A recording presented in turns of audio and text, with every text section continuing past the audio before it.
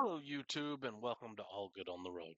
This year, we seem to have seen an influx of new cruisers to Carnival. So I thought I would start a video to impart everything I can about cruising specifically with Carnival Cruise Line for new cruisers. So let's jump in. I will come in to fill in the gaps anywhere where I think we're missing anything here. Take it away. Okay, let's talk about what you need to know if you're new to cruising Carnival. Let's start with the booking process. If you're booking cruises, you want to book as far out as possible to get the cheapest deals, unless, now this has not been true lately, but in past years it was true. Carnival is selling full now, like all the time. But eventually that's going to change and go back to last minute deals before cruising. If you could book Wednesday, Thursday, before in the actual week you want to cruise, you used to be able to get some really good deals. So keep that in mind if you're booking. Otherwise, book it out as far as possible and you're usually going to get the cheaper deal. Look at me jumping in here already. Okay, a question I get a lot is when is the best time to book a Carnival cruise? Well, that depends on what you're looking for. If we're talking price versus the least people on the ship versus the best weather. So, first, let's talk price. Price and least people on the ship kind of coincide. Prices are lowest when the fewest people are booking cruises.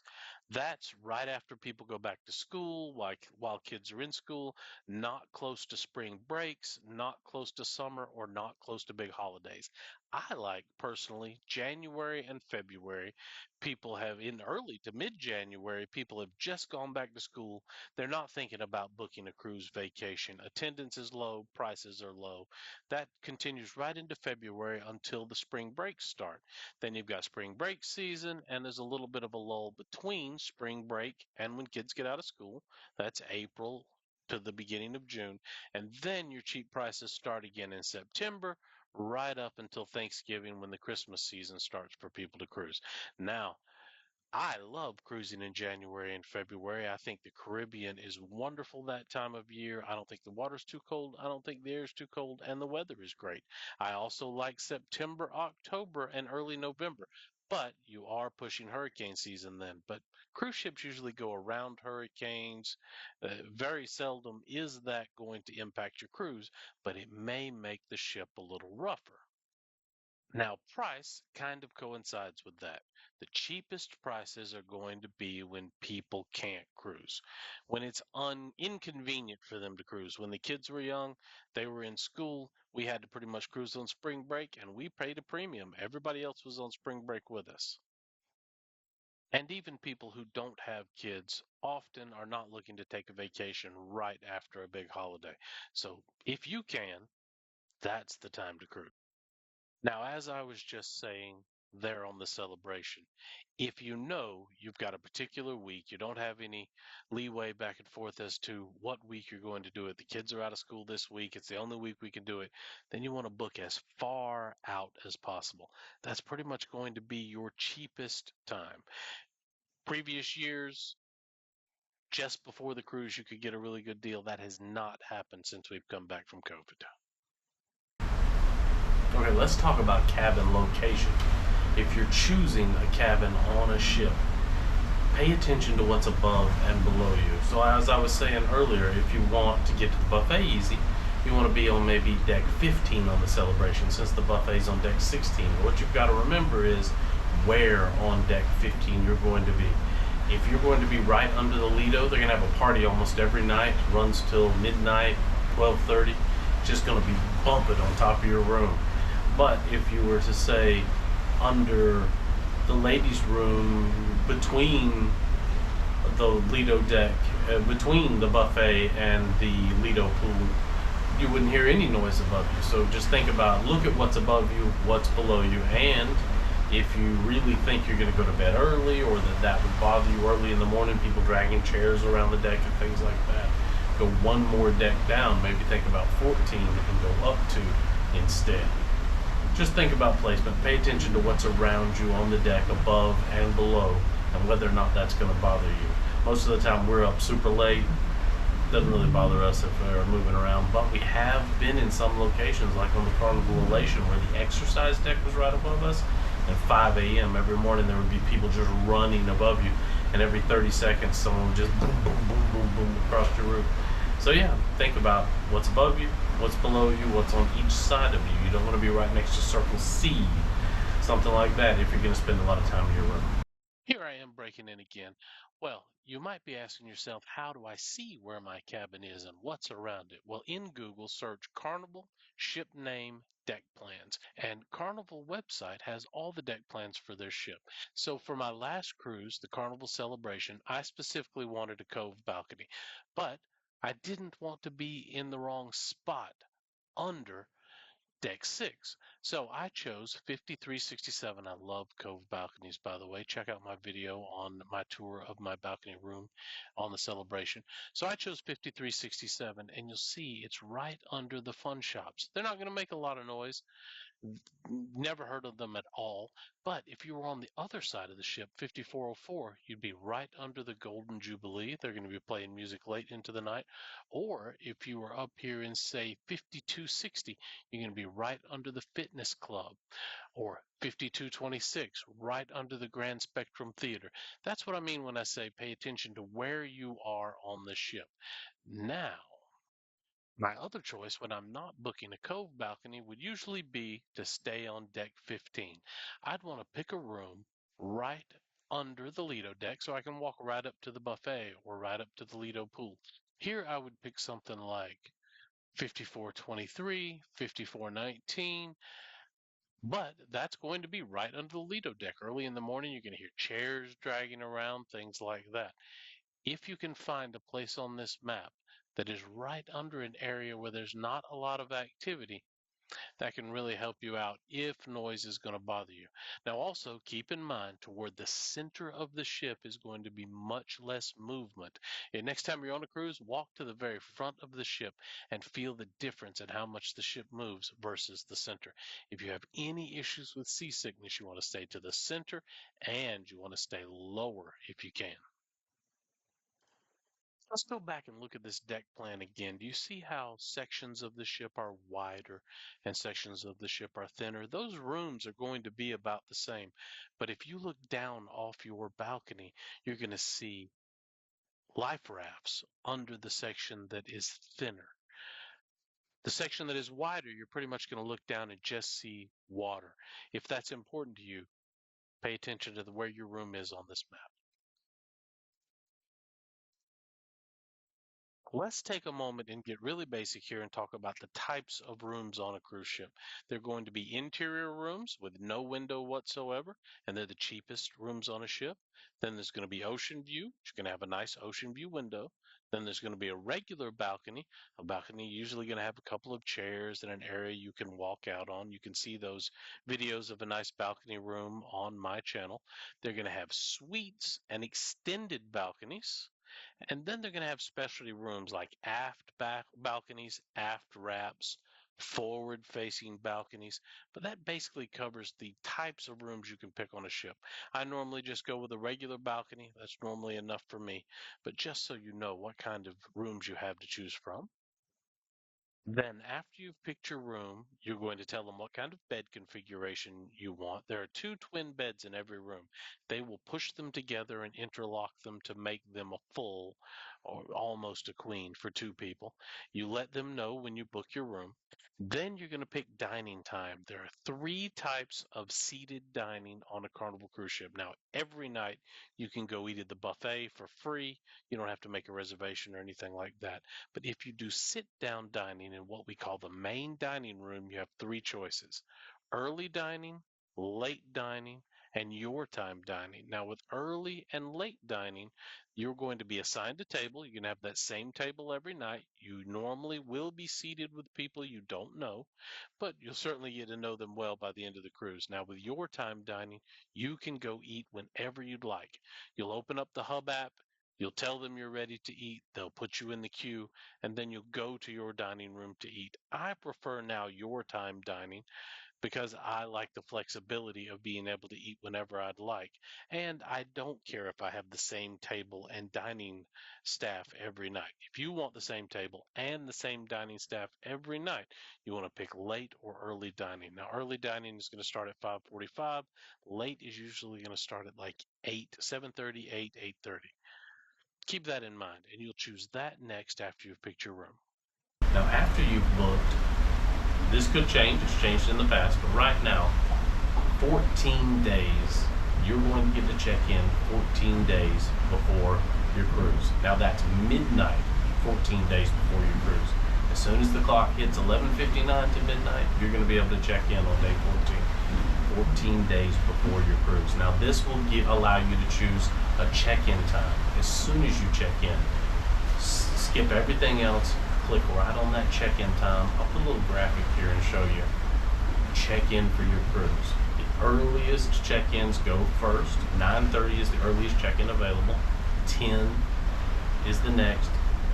Platinums and diamonds get to check in 2 days before us. So you'll probably be able to get 10, but I have snagged 9:30.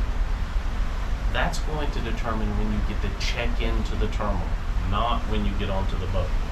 Boarding usually does not happen until around 10:30 or 11. 10:30 is usually the earliest, 11 is pretty much normal. So you're going to choose your check-in time. That's when you can get into the terminal. But after you're in the terminal, they're going to let you into the building. Now, if you don't want to sit around and wait for boarding, show up after 11. But every port we have been to is kind of a zoo that late in the day. Now, if you are completely chill, I am not. I cannot wait to board until like 1 or 2. I need to be able to ship earlier than that. But if you can, a lot of people say they walk in at 1 and 2 o'clock and just stroll right on the boat. That's not always the case, though. If they've got a backup, if they've got a problem, that could be a bigger hassle than showing up at, say, 9:30 or 10 in the morning. On this particular cruise, and this is the way we've been doing it for a while, we show up 9 o'clock. We wait for the doors to open. Today they opened it. This cruise they opened at 9:10. Last cruise we walked in at 9:30, right through security and onto the boat. Not onto the boat, right through security and to be seated to wait for them to call our boarding zone, which happened at 10:30 on the Pride last month in December, and happened about 10:45 on this cruise. First they're going to call wedding, diamond, platinum, faster to the fun, and then they're going to start working through the zones. So let's talk about faster to the fun. Now it's $149 for a 7-day cruise. That's a lot of money. What is it going to get you? It's going to get you immediate check-in. Check-in whenever you want. You can ignore your check-in time. If your check-in time's 11 o'clock, you can be standing at the door at 9. That's what we did with Faster to the Fun this past cruise. It's also going to allow you to go straight to your room and drop off your bags. Now, not stay in your room. It used to, but now it's simply drop off your bags. You can drop off your bags, go to lunch, do those kind of things. We like Faster to the Fun. It's getting a little expensive for what it's worth, though. You're really only, most of the time, saving about 20 minutes between when they're going to call Faster to the Fun and you would have boarded otherwise. But that check-in time is really nice. If you had a check-in time of 11 or 11:30, you're going to be saving yourself a lot of hassle with Faster to the Fun, but still, that's a lot of money. Now, once you get on the cruise ship, you want to go straight to your muster station. That's the very first thing I do. It's on your boarding pass. It'll say something like C6, and then when you walk onto the ship, there's going to be a chart, and it's going to tell you, I might have a picture of it, let me see here. It's going to tell you where to go to do your muster station. Now, this cruise, we did our muster as soon as we checked in, and the app said, hey, you haven't done muster. The guy didn't check in one of us. He checked in one of us and not the other when we did our muster, so we had to go back. Do that first. After you've done that, go get some food. Go upstairs, walk. If you can eat at the buffet, which is sometimes the only thing open. This time, Shaq's Big Chicken was open. The buffet was open. Was Guys Burgers open on Embarkation Day? So, yeah. Yeah, I think Guys Burgers was open on Embarkation Day. Decide where you're going to eat, go do that. When you first get on the ship, there's going to be nobody in some of these venues. Walk all the way to the back of the buffet, and you're going to have the place to yourself at 11:15, 11:30 in the morning. faster, you can also get off at ports and Oh, run the day yes. faster. If you got an early flight, it might be worth it. Faster the Fun also gives you three other perks once you're on board. You get to use the Platinum Diamond line at guest services, which means if you have to go to guest services, you won't have to wait at all. And somebody usually, at least every cruise, usually on every cruise we have to go at least once, even when we don't think we're going to have a problem. Another thing is you get priority debarkation, and that is a big deal at any tender port. You get to get off before everyone else. And lastly, you get priority debarkation. We're not going to use it. We don't care when we get off the boat. We're just headed home to Orlando. But if you have priority debarkation, you can be one of the earliest people to get off the boat if you've got an early flight or if you really want to get on the road. Now, if you self debark, if you carry your own luggage off and do faster than fun self debark, you'll be off the ship by 7:30, sometimes 8 o'clock in the morning. What else do I want to talk about for new Carnival cruisers? What's different? Now, Carnival has a lot of free venues to eat. On the Celebration, it has an amazing amount of free venues to eat, but even on other ships, usually you can eat the buffet, the main dining room, Guy's Burgers, Blue Iguana, and the Pig and Anchor on most ships free. If you cruise like Royal Caribbean, you've got the main dining room and the buffet, and almost everything else is paid. If you want to go to Johnny Rockets and get a burger, it's like a $14 meal, so keep that in mind. Carnival is not only cheaper on the fare, but it's cheaper on most of what you do when you get on board. Now, does that mean they're not going to try to separate you from your dollar once you're on board? Of course they are. Deal or no deal cards are like $40 to play. Bingo card packages start at like $25. The casino drinks run about $12 to $14 each. Yeah, so they're definitely going to try to separate you from your money, but I feel like it happened a lot less on Carnival ships than it did Royal Caribbean, Celebrity, Holland, NCL. Man, NCL's always trying to get you. Let's talk about how dining works on a Carnival cruise ship. 10 years ago, absolutely everything you ate on the ship was pretty much included. That is just not the case anymore. And what's paid and what's free varies per ship. But there are some pretty basic things on Carnival cruise ships that are standard. The main dining room and the buffet are always free on every Carnival ship I'm aware of. Now, that also goes along with Guy's Burgers, Blue Iguana, pizza, and the deli. There's a little sandwich deli in the back. Those are almost always free on every Carnival ship I've ever seen. Now, some paid venues are the steakhouse, the specialty seafood restaurant, Seafood Shack, the sushi restaurant, the teppanyaki restaurant on ships that have them, but it's pretty clear on a Carnival cruise ship what costs money. I don't think there's anywhere where you could accidentally order something that was paid. It's pretty clearly stated when something is for a fee. But again, the main dining room, the buffet, Guy's Burgers, Blue Iguana, all free on every Carnival ship that I'm aware of. This is a good time to talk about the difference between Carnival ships. 10 years ago, the product Carnival had was pretty much consistent across the entire fleet. Now that's not the case. Ships have changed enough that there are some major differences. Have you ever heard anyone ask online, is there a laundry on the ship? And some people say yes, and some people say no. That's because the ships that were built more than 10 years ago pretty much all had a self laundry, and the ships built after the last 10 years pretty much have no self laundry. Now everyone has valet laundry. You can always fill up a bag for $15 and have that washed and brought back to you. But if you wanted to do your self laundry, here are the ships that don't have that. There simply is no option for a self laundry. They do have a little ironing room. But that's what I meant by you need to do your homework on what's on your ship. The newest ships, Carnival Celebration, will have a self-serve soda fountain.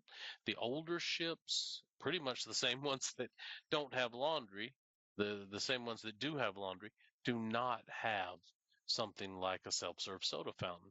So you'll get different answers from people who think they know about Carnival brand, but at the same time, things differ a lot across the ships. You've got to read up on your own ship. So let's talk about drink packages. There's so many questions about this all the time. Is it worth it? only you know how much you drink. So is it worth it is up to you. You've got to have 6 cocktails a day to break even on the drink package. Now that's 6 cocktails every day. The drink package does not work on the islands, even the islands that are completely owned by Carnival, like Captain K. So it's only going to be when you're on the ship. So think about, am I going to drink 6 cocktails every single day?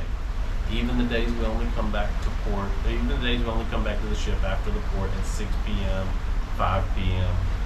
If you are, then it's going to break even for you. 15 is the limit. If there are 2 adults, no, it doesn't matter how many adults. Every adult in your cabin must buy cheers if you buy cheers. That is to keep people from sharing. So that makes it tough. If you've got a spouse or a travel partner who doesn't drink and you drink, then you got to drink 12 a day to break even on those 2. So that's it. Do your math. Figure out whether or not you're going to break even on the drink package. Now, bottomless bubbles. We don't do bottomless bubbles anymore because it's a Pepsi ship now and we like Cokes. But when it was Cokes, we drank bottomless bubbles, and you've only got to hit like 3 or 4 sodas a day to break even on the soda package. So if you're going to drink that many, that's pretty good. And they'll bring them to you in the main dining room. You can order them at the bar. On Excel class ships, they have a drink machine, they have a fountain machine. Now that does not exist lower than, say, your Vista class ships. The Carnival Pride, places like that, they don't have self-serve sodas. You've got to get everyone from the bar, and sometimes it can be tough. Here, they have the self-serve sodas. I'm going to try it today and see if the soda is good. A lot of people have been telling me on ship that the sodas, they're not keeping up with the syrup, and the soda was not good, and that would ruin me buying the bubbles package if I can't go get my own soda from the machine. So I'm going to try it today. I'm going to let you know. I'll post that right here. Let's see. So bottomless bubbles, drink package, excursions. Let's talk about excursions if you're a new Carnival cruiser. A lot of people are going to tell you only book Carnival excursions.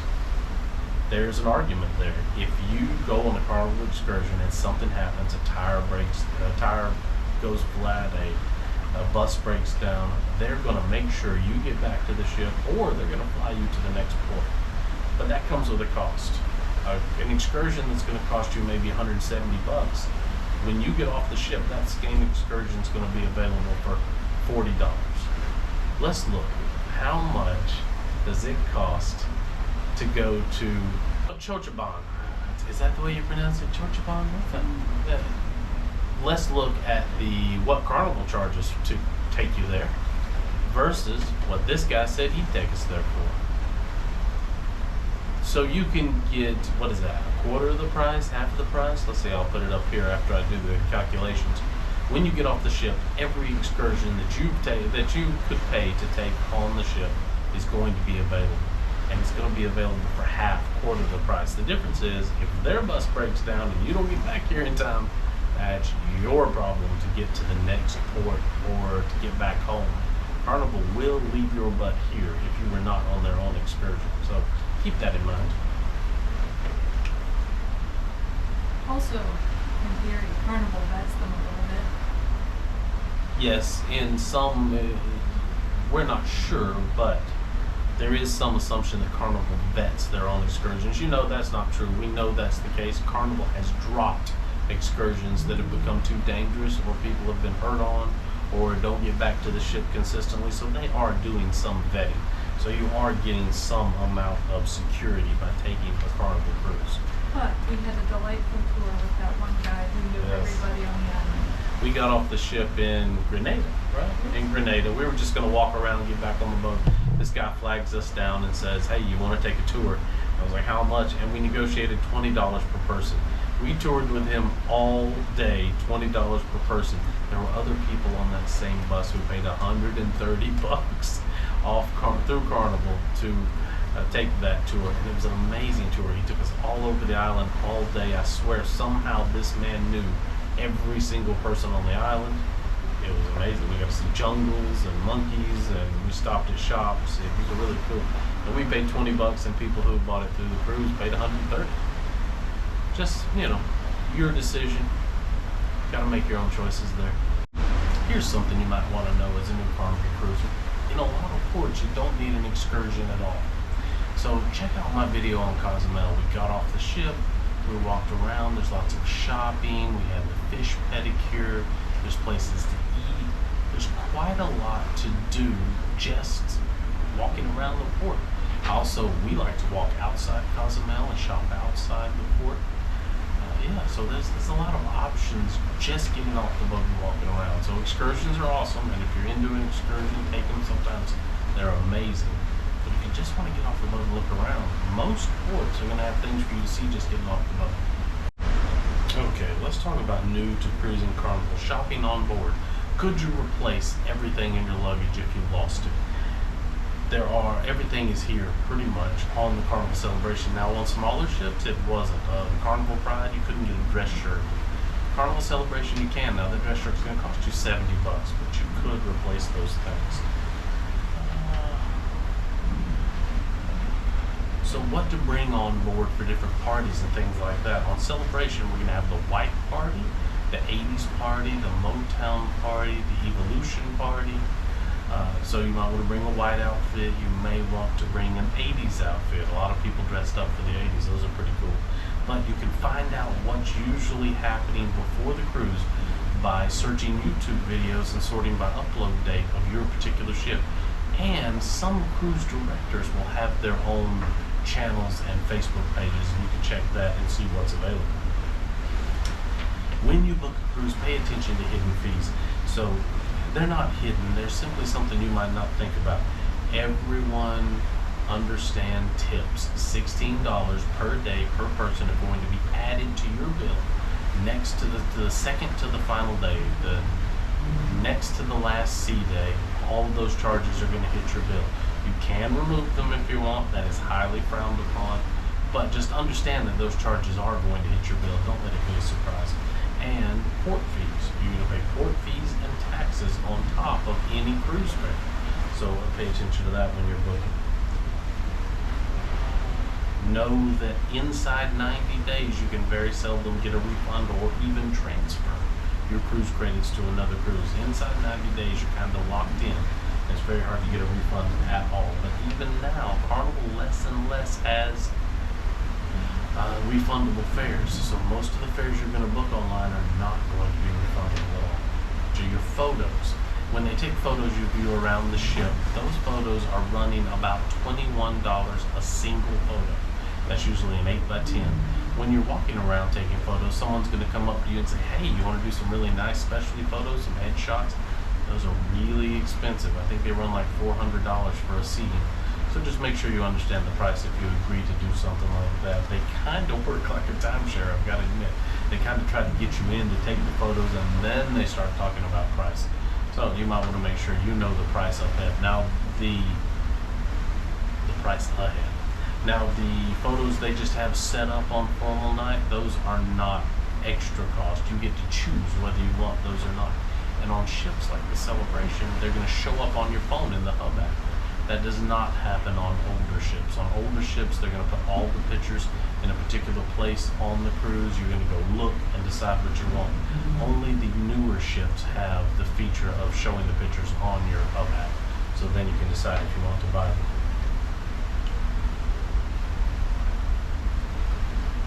So you want to think to bring everything you're going to need, like sunscreen, aloe, meds. Most of that is available on the cruise ship, but it's very, very expensive compared to at home. Some things you can deliver to the room ahead of time, like waters and cokes and alcohol. Take a look at the fun shop. There's a lot of things you can buy that you can add to your room to be here when you show up. Okay, how do excursions work if you're new to Carnival cruising? How does an excursion work? So once you're on the cruise ship, say you're going to swim with the dolphins tomorrow, the day before your cruise, a piece of paper with the tickets are going to show up in your cabin. It's going to tell you where to meet. They're going to meet somewhere like the main lounge. They're going to lead you off the ship before everyone else debarks. and get you to your excursion. It's a pretty smooth process.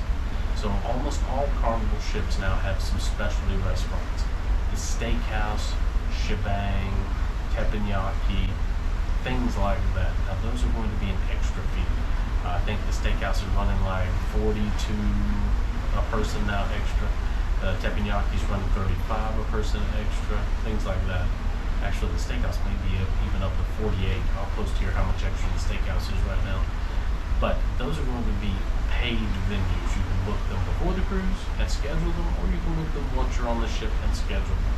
They will be above and beyond much nicer meals than you're going to get in the main dining room. My experiences, I was not impressed enough with the steakhouse meal to warrant paying for it again, and it was even like 32 a person back then, or 25 a person, 25 a person. And it wasn't that much nicer than a regular meal in the MDR that I'm willing to pay for it again. It was a good meal, but I can get some really great meals for 40 bucks a person at home. What else? So your cruise account, once you're on board, you can check your cruise account. Now on these newer ships, you can check them on the TV, you can check them on the Hub app. Now, I think every cruise ship now has the ability to check your account on the Hub app to see what you've been charged, what your account balance is running right now. Make sure you pay that off before you leave the ship if they don't have a credit card on file. If you just give them a credit card, that's cool. They're just going to charge it and you're going to go home. But if you're doing a cash account or a debit card account, make sure you have the funds or you've paid that off completely before you get off the ship, because they're not going to let you go. Alcohol. If you buy alcohol on board, off in one of the ports, they're not going to let you keep that alcohol. They're not going to let you bring it back to your room. They're going to wrap that alcohol up in a package when you get back on the ship. They're going to take it from you. And the last day of the cruise, they're going to tell you where to come to pick it up before you get off the boat. Yeah. Now, I bet if you bought those little tiny guys, you shove them in your pocket, you can get away with that, because they don't really make you empty out all your pockets when you're coming in. Just metal stuff. So if you got little plastic bottles of alcohol, I bet you can get that on board if you want. Not that I'm endorsing that, I'm just saying, I bet you could. Other things to spend money on once you're on board. There is an arcade. Kids love that. Debarkation. Let's talk more about debarkation. There are two kinds of debarkation. There's self-assist, which means you're going to tote all your luggage off the boat. They're not going to help you at all. And there's regular checked luggage. If you want to do self-assist, you have all your bags packed. You need to be like out of the room at 7 in the morning, and they'll tell you where to meet, and you'll self-assist and get off the boat. You'll take all your stuff with you, and you'll be one of the first off the boat. Now, if you want to check your luggage, you're going to get a luggage tag. Those are available today on the final sea day at guest services and a couple other places around the ship. You're going to pick up either the earliest tag or the latest tag, depending on how you want to get off. And you're going to tag your luggage and have it outside by 10 o'clock tonight. So you need to set your toiletries out in something else. You need to set your clothing that you're going to wear tomorrow out in something else, and pajamas if you want pajamas overnight. You need to set all that out and make sure it doesn't go with your check bag, so you have something to wear off the ship in the morning. You're not one of those people walking off the ship in a paid-for bathroom. It happens. Then they're going to call you by number, and you're going to just exit the ship, get your luggage. If you've got a passport, you're just going to walk right out. They have this face scanner thing now, as long as you have a passport. If you don't have a passport, you got to go talk to a customs agent, so you might want to consider getting one of those. Okay, let's talk about eating on debarkation day. The main dining room is open for seating until 8 a.m. You must be in there before 8 a.m. if you want to eat in the main dining room before you leave. The buffet is open until 8:30. So you got to be out of your room by 8:30. So us, the way we're going to do debarkation, the way we've been doing it for years now, is we check all of our luggage except for one backpack or carry-on that we keep our things that we need for the next day in. We'll put it all out before 10 o'clock tonight. We're actually packing right now. And then the next morning, we'll leave our room just before 8:30. Or 8 if we want to eat at the main dining room. We'll decide in the morning. We'll go eat leisurely. We'll let them call everybody they want off the boat. We grab the last of the luggage tags today, which is 31. And when they get close to 31, we'll just get off the ship and we'll catch a cab to the airport. We're in no hurry. We've got a 3:20 flight back to Orlando tomorrow. Well, I think that about wraps up everything I want to tell you about cruising with Carnival as a new cruiser. If you are a new cruiser, are there any questions that you had that were not covered in this video? Did I miss anything? Do you think I got anything wrong? Let me know in the comments and I'll respond right away. Thank you for watching, and I hope you enjoy your cruise.